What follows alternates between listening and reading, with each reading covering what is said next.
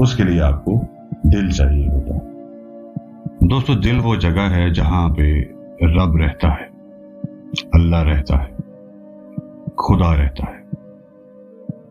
ये वही मुकाम है जहां पर आपकी रूह अपने रब से मुलाकात करती है, उसकी कुर्बत लेती है, सबक सीखती है और आपकी शिकायतें भी लगाती है।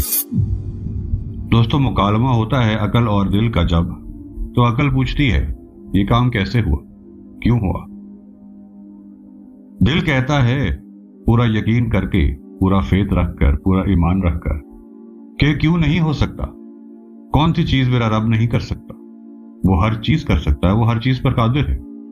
जब तुम्हारे साथ कोई बुरा होता है, हार्ट ब्रेक होता है, फैमिली डिसीव कर जाती है, फौत हो जाता है कोई, कारोबार में दिक्कत आ जाती है, कारोबार कोलैप्स कर जाता है, नौकरी छूट जाती, इम्तिहान में फेल हो जाते हो, तो आपका दिमाग, आपकी अकल डेटा एनालिसिस करने शुरू हो जाती है कि ये ऐसा क्यों कर हुआ।